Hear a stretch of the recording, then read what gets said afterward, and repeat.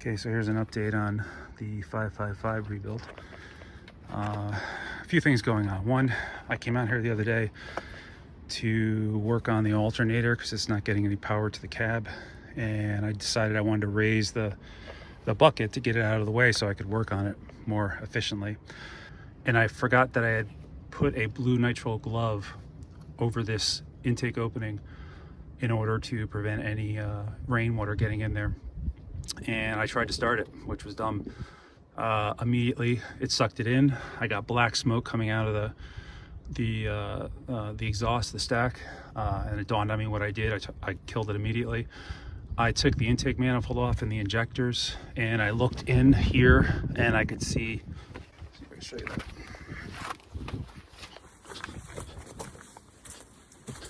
So I took the intake manifold off and all the injector lines, and I looked in here and I could actually see the portion, about a third of the rubber glove, still attached to the intake valve.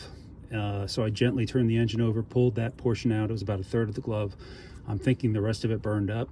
I'm hunting down leaks on the radiator, so I've taken a lot off, and I'm thinking I'll just take the head off anyway and make sure there's no debris in there, and just bring the head to a machine shop and have them look at it and confirm that it's flat and it's sealing and everything looks good. I mean, I've gone that far. As far as tracking down all the leaks, what I found so far is the following. The hydraulic pump is leaking, but I think it's just coming from the lines. The radiator was leaking profusely. I pulled that out. It's over there on the ground. I have to figure out how to pressure test that. I've got a pump to pressure test it, and I'll see if it is defective. I mean, it's a 45-year-old radiator. Maybe I just replace it anyway, but a new one is like $400, so I'm not really thrilled with that idea. I could also see a lot of fluid down here, and that would indicate that the water pump, there might be an issue with the water pump. So, I mean, if I'm pulling the head, I might pull the water pump off, replace that, new gasket, make sure everything's sealed up tight, get a good pressure washer in here, and just clean up all this debris and 45 years worth of junk that's built up in there.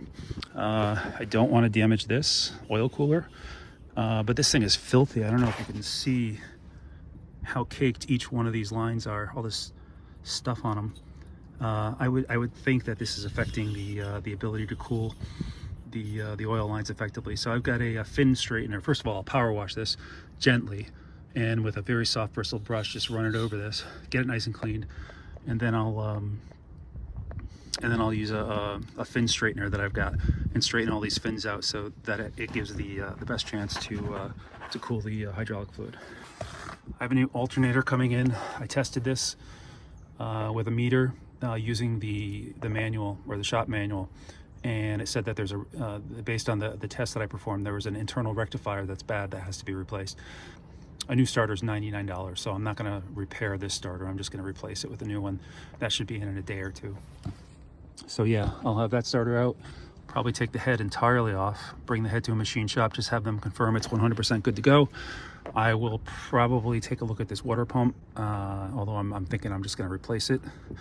And I got to figure out if that radiator is any good or not, if it's leaking anywhere. Okay, took the oil cooler out, so that really gives me decent access to this whole front section, so I can power wash it. Figure out if these lines are decent or not. Yeah, it just gives me unfettered access to the front of the engine, which should make my life easier, as well as just generally cleaning this thing up.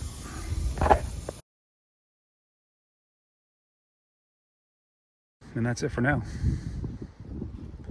Thanks for following along.